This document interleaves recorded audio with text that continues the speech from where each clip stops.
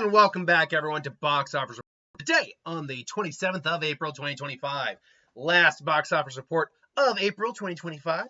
And look, I didn't get it right, but oh my god, do we have some stuff to talk about today. Sinners stays at number one.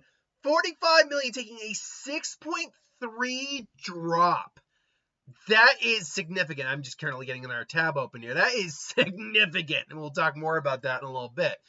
Revenge of the Sith in a 20th anniversary release came in at number 2 with 25.2 million, 43 million worldwide. The Accountant 2 debuted at 24.4 million at number 3. The Minecraft Movie made another 22.7 million, number 4. And Until Dawn debuts with only about 8 million. Right out the gate, the top 5, let's actually take the top 5 out of it. Top 4, that's another $100 million weekend right there for the top 4. But let's get to it. Sinners. It's apparently a sinner's world, and we all just need to accept that. Made 45 million in its second weekend, which you would think, oh, what's so impressive about that? But if you remember what it opened on, which it says right here, it opened on 48 million. It took a 6.8% drop. Okay, and that might change a little bit, to be fair. But if we look at the weekend records, second weekend drops real quick here. Not daily records, weekend records.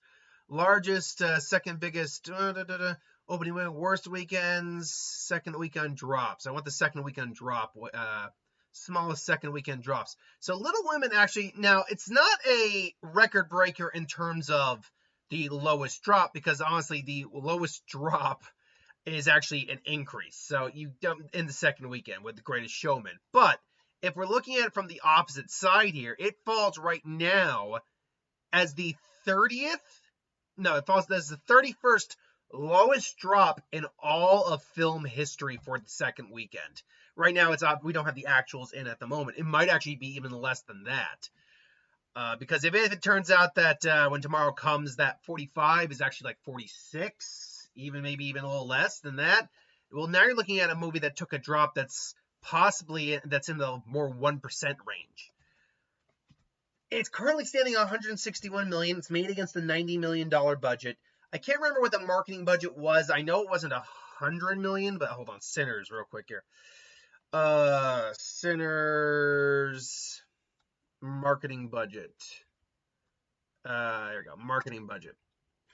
Is made on the marketing budget. Yeah, is approximately my ass. That's not exact, but apparently it is estimated between around a $50 to $60 million marketing budget, which means it'd be around 55, and something else has it around 45. So it surprisingly had a very conservative marketing budget. If we do all the averaging out, 45 to 60. I mean, let's just round it up to about 50. I think that's fair enough. Let's just say 50. That means all this film has to do is 210, and it breaks even. And right now, it is on its way to me making a lot more than 210. Now, the one catch here is that it is mostly domestic right now, so that will hurt it in the long run unless the international release starts to pick up in the next few days or next few weeks. Because Sinners had a fantastic weekend, like a record level weekend this weekend. But, and actually, let me get that second week on, because this might be the lowest drop a horror movie has ever taken. So let me just see here. All right, so we got Crazy Rich Asians 30. Okay, so How to Grinch. I mean, to some people, How the Grinch Stole Christmas might be a horror movie. But let's see. Mary Poppins and World of Wild Thornberries, Migration. Wow, Thornberries, really? That took an increase the following week? Put some Boozley Bonnets. Okay, I can say it. It took the lowest second weekend drop of a horror movie in cinematic history. That is something it gets now hold up on its shoulder right there. That is something that says, come at me for that record. And I guarantee you, it's going to be a long while if ever that weekend record gets broken, that second weekend record. Because holy crap, this film came close to actually making more its second weekend, which is unheard of for a horror film. But the fact is, in fact, where is the first horror film on this list right here? So let's see here. So this is where we're at. Let me see where I can find the first horror movie. Jack Reacher, Tales of Desperate Rocky Balboa, Delivery Man, Santa Claus, Argo, Pitch Perfect, Taken, Planet 51, The Pink Panther, Wonder Shaggy. You gotta go far. You gotta go far down the list before you even get close to anything remotely horror. Trolls, Anchorman, like seriously, I'm not seeing any horror films in the top rankings right now. Hitch, Monsters of Paddington 2, Babylon. And again, opinion aside, we're talking about actual horror, like what would be classified as a horror movie. And I am not seeing anything here. Wow, Herbie, Red, Spy. I'm even looking for something that could be, you could maybe argue. Thanksgiving? Hold on. Thanksgiving, is that that horror film that came out? Yes, it is. Okay. You have to go all the way to the 133rd spot to get a movie, that horror movie that took a relatively good drop on its second weekend at 31.4% for its second weekend drop. That's how far it goes down. Maybe I missed something through there. I don't think I did. And Sinners literally cut that by divide that by 5, and that's what Sinners did for its second weekend drop. It did 5 times better for percentage-wise for its drop its second weekend than Thanksgiving did, the next direct contender. Like, that is ridiculous. That is absolutely ridiculous.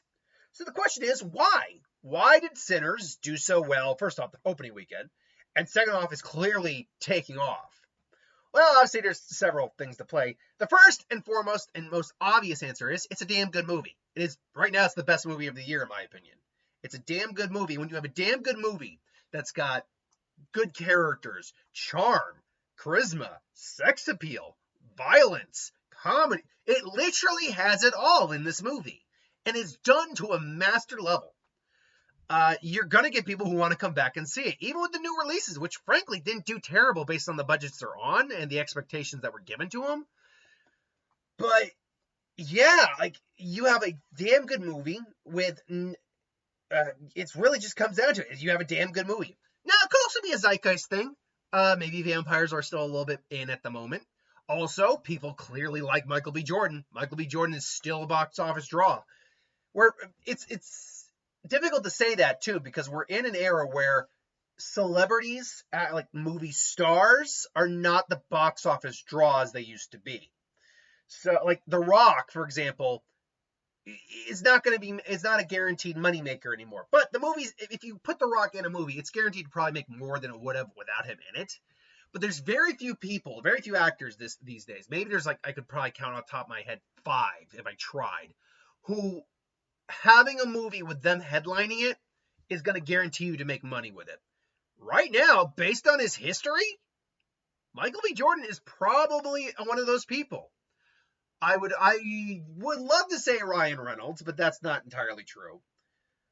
I'd love to say Tom Cruise.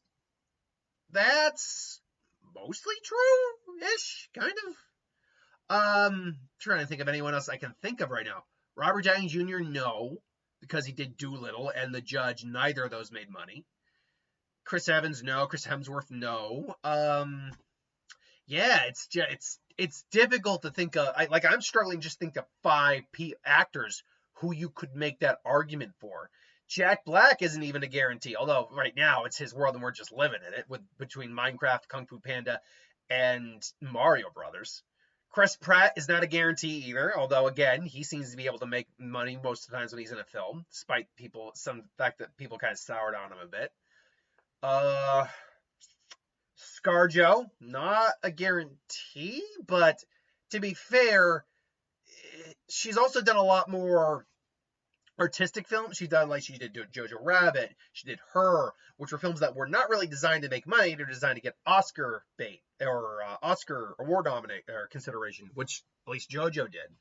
So, and even Lucy, which is not a very good movie, that still made a lot of money. So I might argue ScarJo is one of those people too who can still you could still almost guarantee your movie's going to make money if you put her in there, almost. But yeah, it gets tougher and tougher when you think on it more and more. I don't know. I mean, who'd you maybe put into categories of actors who you could still at this point near guarantee they're going to make money by putting them in the film? I don't know, but all I know is this film is doing fantastic. It's a hit with the hit with the critics, hit with the audiences, and it's going to be really interesting to see next week what the drop is, because this coming week we have Thunderbolts, obviously, which I'm so freaking looking forward to. And right now that's projected apparently for between like 75 and 85 million. With the fantastic word of mouth and reviews right now, I am hoping that maybe that goes up to more like 90s, maybe even a low 100 million, but we'll have to wait and see. So yeah, Sinners, it's fantastic. It is a record drop for a horror film. It's going to hold that record for a long damn time. So we can only just say congratulations to them. Congratulations to Warner Brothers, to Ryan Coogler, Michael B. Jordan, everyone. Then episode 3 made 25.2 million, 42 million worldwide for its re-release. And now May the 4th is coming up, so this maybe had something a little bit to do with this, but when I saw the Friday numbers, I'm like, holy crap, that's going to be number 2. And sure enough, it was number 2. I'm like, look, I have fond-ish memories of the prequels. Absolutely. I grew up on the originals, but I saw the prequels in theaters. And I remember liking them the first time I saw them, but then quickly, as I got older and rewatched, I'm like, ooh, these got problems. And Revenge of the Sith is no exception. But it's curious when I see like polls on YouTube, polling like the prequel films or even this compared to some of the sequel era films. So people just have this fondness for this film and just like talk about how good this film actually is. And it's the least bad of the prequels. Definitely. It's the most competent film, 100%. Because shit really starts to go down. That's where shit goes down in that film. And I think they captured that well. It's this film that Hayden Christensen is the best in. So I'll even go so far as to say this: it is a decent Star Wars film. I don't think it's a good Star Wars film though. There's still a lot of those Lucasisms that hurt it in the long run for me. Stilted performances, bad dialogue. Not everyone stilted, mind you, but like Mace Windu, like it's clear Samuel Jackson was not comfortable in the sense of he was uncomfortable, but that's just not the type of dialogue he's saying with conviction. The way it was being delivered, like he is so wooden when like he's telling Palpatine the oppression of the Sith will never return. You have lost. Like that is so almost AI generated before AI was even a thing or a real thing. And I mean, like Hayden is as best of that movie, but he's still very wooden. Was not given good direction. The direction for a lot of these actors is not good in this film. But like the effects work is at its best in the prequels in this film. The fight scenes are at their best in the movie.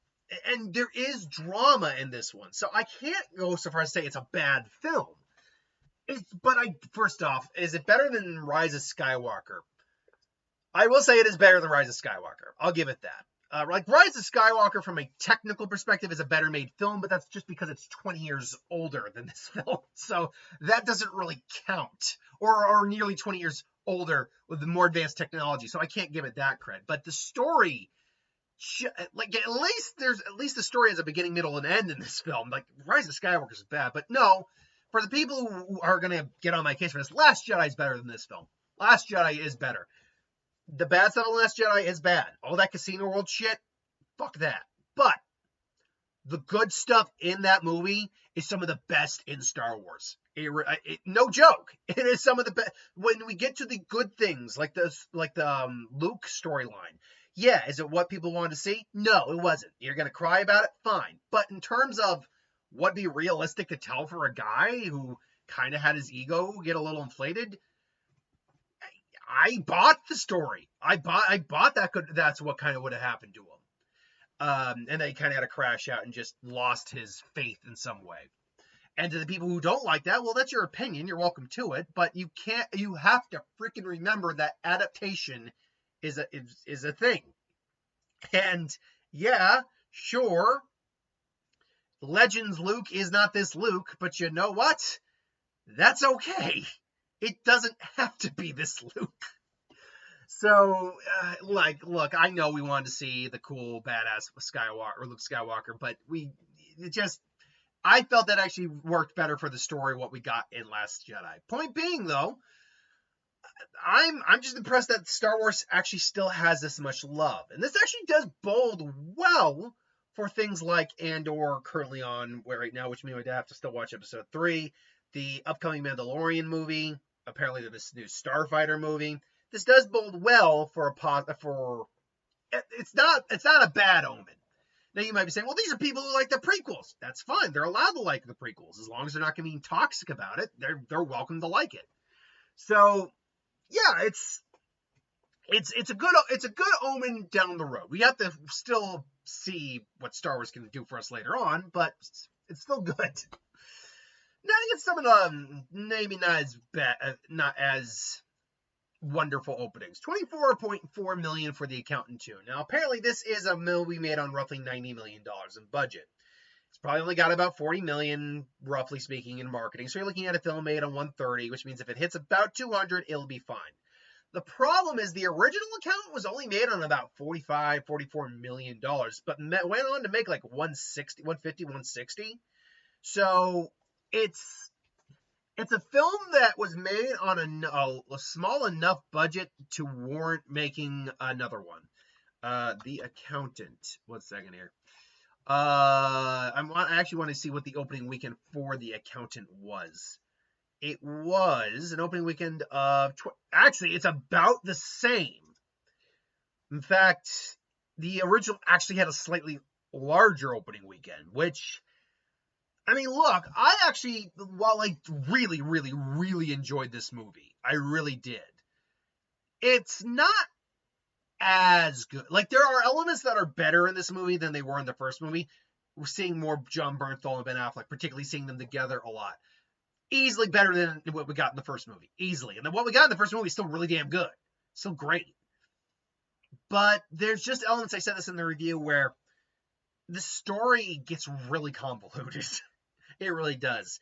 And Medina, who I mentioned that because Bernthal's in The Punisher, and Bernthal's The Punisher, I kept wanting to say Madani, because that's the name of the woman who's basically the same character in The Punisher.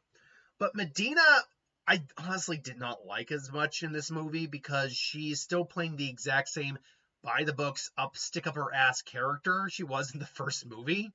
But now she's our co-lead with Ben Affleck until Jon Bernthal replaces her.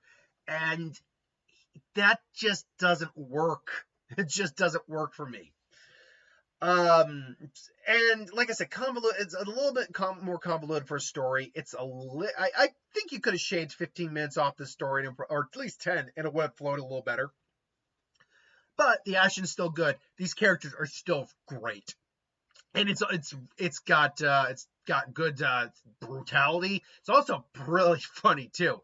It's not like they advertise it as an action, crime, drama, mystery, thriller. Absolutely. It's not a comedy, but if they put comedy on there last, I could have believed it. But I'm saying all this to say that while I enjoyed the movie, I don't know how well this film is going to actually do in the long term. $24.4 million is less than the original, which was made on half as much. A $90 million budget? Was it for Jon Bernthal and Ben Affleck's paycheck? I mean, yeah, I can see them making it for more. But on a $44 million budget, maybe more like a $60, $70 million budget. Not 90. Unfortunately, because of that, I don't see this film is going to make its money back. I think we are now done with the Accountant verse, unless they announce a film series or a TV show on Amazon. But we'll have to wait and see. Like I said, maybe something could happen. Maybe the problem is we're getting into the heavy movie season now, where like Minecraft started to kick off things, but Sinners really solidified the summer movie season starting up. It really did. Like, it wasn't a blockbuster hit, but it is it's a big damn hit. And that momentum's now going to go into the summer movie season starting this week. Minecraft made another 20 some odd million. It's currently at $816 million. I'm going to call it right now. It's not making $1 billion. It's still got another 184, 83-ish million to go. It's just, it's in its, which week are we in now? It's in its fourth week? It's in its fourth week. It still took a really good drop of less than 50%, almost under 40, 43.9. But we are now going to have the big competition coming in. It's now not scooping up the numbers it needs to hit $1 billion like it should. Because in its fourth week, 22, and again, doesn't need to be fair. It's doing fantastic money-wise. It made its money back in spades. But it does, unfortunately, still need to make almost $200 million. And now we're getting a new Marvel film, which is looking really good. And actually, unlike Captain America, which just looked, this looks, and is, for everything we're hearing, is fantastic. So hopefully that's going to bring a lot more people back to the Marvel film. But also, it's going to take audiences away. It's going to take Minecraft. It's going to take a lot of theater audiences away from Minecraft, which is in its fourth week. And yeah, it's probably the biggest kid-friendly film currently out. Maybe King of Kings can qualify there too. But we got a new comic book film coming out, and that's going to detract a lot of people from that. It's also an action film, which means The Accountant 2 is also going to suffer. Same with The Amateur. So yeah, the only one who probably is going to make it out, not unscathed, but the least hurt is Sinners, because it's a very different film than Thunderbolts. But at the same time, does it really need to be making all that money to be successful? No, it's 100% successful Minecraft. Now, with that being said, where do I think this film is going to land? I still think it's going to be over 900 million, which is apparently where the actual projections thought it was going to land, and between 870, 950, and that does sound about right for what we're seeing right now. Again, we'll wait and see. Maybe it can pull a miracle out of its butt. Until Dawn debuted with 8 million. Now, I initially had some trouble finding a consensus on what the budget was. Some people actually said it was 70 million. Whereas the general consensus seems to be more that it's about $15 million. I don't know if we got a marketing budget on this one. Let's see here. Until Dawn. Dawn movie marketing budget. Marketing budget. Oops, oopsie. There we go. Marketing budget. So again, 15 million is what the budget is. I don't think they're really gonna. Yeah, I have to think I'm gonna. Yeah, I don't think I'm gonna find a marketing budget on this. It wasn't a heavy marketing budget though, so you're probably looking at about 30 million. So film man on about 45, and if it can hit about 60, I'd say they'll call it a wash against 15 million. Maybe it's probably closer to 20, to be honest. Which actually, I could probably see 20. So I'll adjust that. I'll adjust that prediction. If this film hits about 60 million, it'll be fine. Now, will it? With only an 8 million domestic opening, that's a bit of a tall order. But it's got 10 million international right now, so maybe international will be the one to save this film. Yeah, horror's been having a little bit of a problem at the box office, unfortunately. Sinners is great. Drop is actually really good, although that's more of a thriller than anything else. But still, Drop's really good. But then we got Woman in Black. The Monkey was a lot of fun. I like The Monkey, and that went on to make a little bit of money, but The Wolfman didn't do well. So horror's been having a bit of a struggle this year.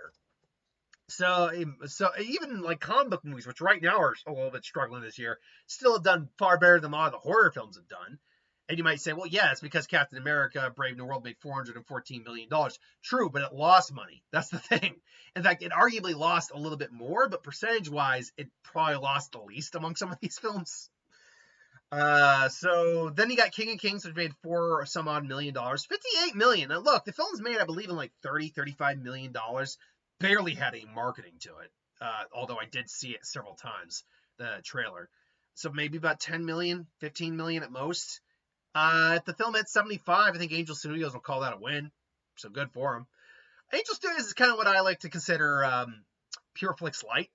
They're not anywhere near as preachy, shove the faith down your throat and demonize you for having a different ideology. And they've actually made a couple of really good winners too. So I can't really get on Angel Studios' case that much. It's just not my genre. The Amateur, $8.3 million this week, currently stands at $80 million, but it's made against 60. Barely had marketing, so you're looking at probably about $90 million total. And that means if the film hits 120, you're probably, I mean, they had marketing, it just kept doing the same trailer over and over again. So yeah, if it hits 120, you'll be fine, but it's not going to do that either. I think we're still seeing the issue of over budgeting films slightly. Like, for example, Sinners, $90 million felt about right for that film, and it looks like it's going to be making its money back no problem. Minecraft, I think it's like 150 million, but with the effects work in there, that makes complete sense. I can get that. Mind you, you can still do more, but then you get something like Snow White, which, by the way, is actually at like a 194 right now. Still lost a lot of money, which was made on a minimum of like $200 million plus. And I'm looking at it's like Godzilla and X Kong was able to do just as good visually on almost half that. So I don't understand where Disney idea of budget is coming from there. Like Captain America was made on 150, I think, but Captain America just wasn't a very good movie either. I mean, it was all right, but that's the best I can say. It's all right. It's got a lot of problems to it. But then you get something like The Amateur, which is made on 90 million, which again, I'm like, I don't see 90 million on the screen here. I could see 60 to 70, but not 90. And then you get Until Dawn, which they clearly were having a lot of fun doing, and clearly were able to make on a very, very minimal budget of $15 million. So good on them for that, because they did a lot in that film. Some of these studios still need to learn how to budget their films a little bit. Warfare made another $2.6 million. Apparently this is a really good film that I'm just never going to get around to seeing, but it's also didn't make its money back. Legend of Ochi debuted at $1.44 million. It currently stands worldwide at $1.5 million because it had a limited release. Drop is a little under $1 million at $26 million. Another film that just kind of didn't make money. It sucks because even these small budget films like Woman in the Yard, Drop, and a couple of them which are good just couldn't get the repeat viewings. And a lot of these, like I said, are horror movies. For some reason, horror has just kind of slipped as a genre lately. Not exactly sure what the issue is, because, again, Sinners, Drop, again, it's more of a thriller. There's some minor horror elements in there, but it's more of a thriller. Mystery thriller. But, Drop, Sinners, The Monkey. These are examples of films that are good, and two of them actually are doing very well, but again, Woman in the Yard. Companion was another one that wasn't a horror. Definitely had some thriller elements in it, but it was more of a weird comedy thriller, romantic comedy thriller. But that was a great movie, and that didn't do very well. Now, mind you, that one got shit marked, but not shit marketing. That one just, I think, revealed too much in the marketing. So, yeah, but Companion was fantastic. I loved Companion. So, yeah, well, this is weird because we're coming off of a year where we had Smile 2, which did decent, Heretic, which was a sleeper hit, Beetlejuice was which was not even, I guess you'd call it like horror comedy a little bit. It's more of a comedy, but still, there were a couple other horror films I think that came out last year that did really well. So I don't know what happened in between horror in between them that were horror just, I don't know, people just aren't resonating with some of the movies now. Or the movies aren't resonating with the audience. Pick your poison on what that is supposed to mean. Either way, though, that is the box office report this week. Now, obviously, I'm going to predict that the Thunder... By the way, I'm not sure why Box Office Mojo does this, saying that, yeah, these wide releases, but then Thunderbolts, the big wide release that's coming out this week, is limited. I'm not sure why it does that. Because it's going to then come out and say, oh, no, it's a wide release. So what's the point of saying it's limited? I don't know. I do not know. But yeah, Thunderbolts, I think we can all agree that will be number one. Thunderbolts will be number one. Sinners, though, at this rate, will be number two. Like, legitimately, it will be number two.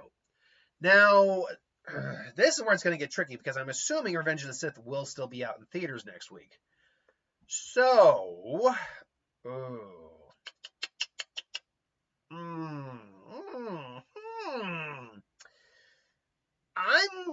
gonna lean towards the accountant too. Only because the fan base that likes Star Wars would also be the fan base that likes Marvel, and therefore, going to the new Marvel screening. So yeah, that'd be my guess on that. Then I will conservatively say Minecraft, and then I will say Star Wars. Like, I still think it's possible Star Wars makes double digits next week, somewhere in the low tens, but I think, honestly, Thunderbolts is going to be somewhere in the upper tens of millions. So at least minimum low 70s is what I'm guessing, minimum. But then Sinners is probably going to take a really good drop next week, maybe only in the 20s, which would mean that if this, let's just say it stays 45, which it won't, but let's say it will. That means next week it makes what? 36 million? Damn. Actually, you know what? I'm actually going to switch accountant with Minecraft, because even though it's going to lose some audience next week, I still think the drop's going to be better for Minecraft. Then you're going to get the accountant too. Both these guys will probably be in the mid-teens next week. And then you'll get Star Wars again. Again, Star Wars' audience, this is just a re-release. People can still watch it on streaming or on DVD or whatever. And it's going to compete with the exact same audience as Thunderbolt, which, yeah, it's going to lose screens immediately next week. I digress, though. That's my prediction. What do you think? Let me know in the comments below. But thanks for watching. I hope you enjoyed. Like, comment, share, subscribe, and I'll see you next time.